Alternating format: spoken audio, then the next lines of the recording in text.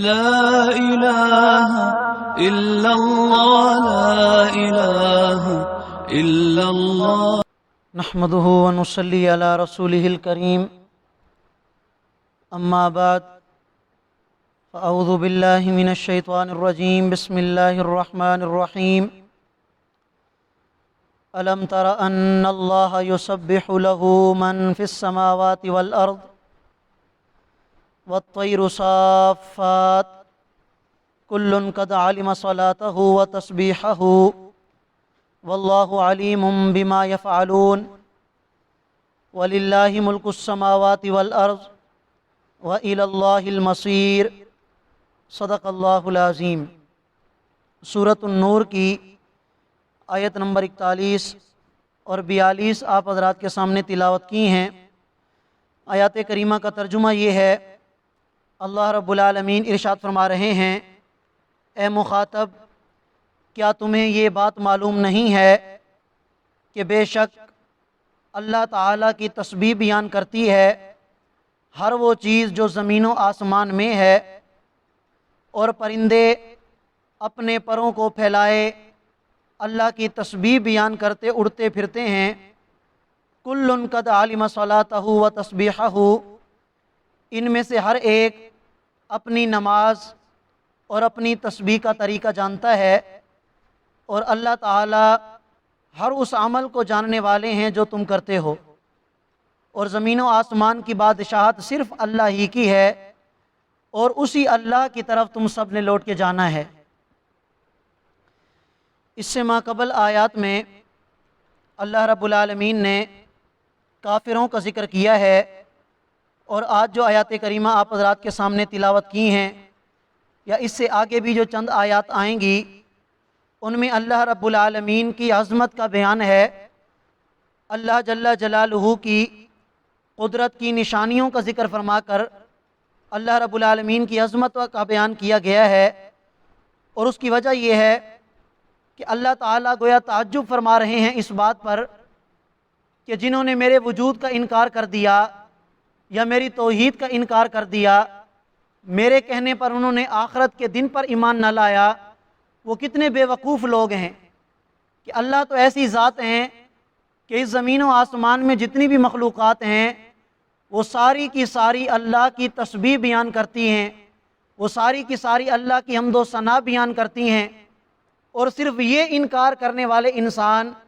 کہ جو اس عظیم رب کو پہچانتے نہیں، اور اس عظیم رب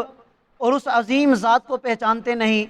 کیونکہ اگر انہوں نے پہچانا ہوتا تو یہ اس پر ایمان لاتے، یہ اس کا انکار کبھی بھی نہ کرتے۔ اور اس سے اشارہ ہے اس بات کی طرف کہ اے ایمان والو، تم نے ایسی ذات پر ایمان لایا ہے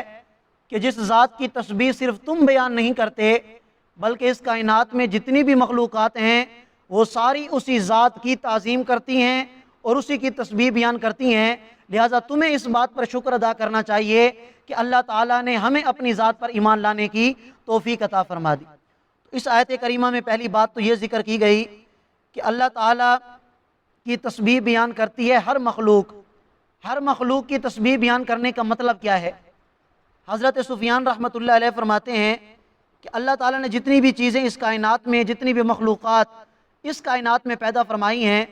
تو ان میں سے ہر چیز کی اللہ تعالیٰ نے کوئی نہ کوئی ڈیوٹی لگا رکھی ہے۔ اب جب سے اللہ نے ان کو پیدا کیا اور جب تک ان کا فنا کا وقت ہے، اس وقت تک وہ اپنی ڈیوٹی کو اسی طرح سے انجام دیتی ہیں کہ جس طرح اللہ تعالیٰ نے ان کی ڈیوٹی لگائی ہے۔ تو ان کا اس ڈیوٹی کو سر انجام دینا اور اللہ کے حکم کو مان لینا، یہی ان کی تسبیح ہے۔ وہ اللہ کے وہ حکم کو مان کر اپنا وقت گزار رہے ہیں، تو یہ اللہ تعالیٰ کی وہ تسبیح میں لگے ہوئے ہیں، اللہ کی فرما برداری میں لگے ہوئے ہیں۔ امام زمخشری رحمۃ اللہ علیہ اور بعض دوسرے مفسرین حضرات رحمہم اللہ فرماتے ہیں کہ ساری مخلوقات کی تسبیح کا مطلب یہ ہے کہ ہو سکتا ہے یہ کوئی بعید نہیں، اللہ تعالیٰ نے ہر مخلوق کو اتنا فہم اور اتنی سمجھ عطا کر رکھی ہو کہ اس سمجھ کے ذریعے سے، اس فہم کے ذریعے سے وہ اپنے رب کو پہچان سکے، اور یہ بھی کچھ بعید نہیں کہ اللہ تعالیٰ نے ان کو خاص انداز میں گویائی عطا کی ہو کہ جس سے وہ اپنے رب کی تسبیح بیان کرتی ہوں۔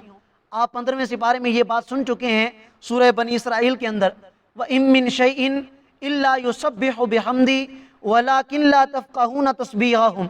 کہ کائنات کی ہر چیز اللہ کی تسبیح بیان کرتی ہے، اے انسان تم ان کی تسبیح کو سمجھ نہیں سکتے۔ اور یہاں بھی اللہ تعالیٰ نے کچھ اسی بات کا ذکر فرمایا ہے، کل قد علم صلاتہ و تسبیحہ، کہ ہر مخلوق کو پتہ ہے کہ اس نے نماز کیسے پڑھنی ہے،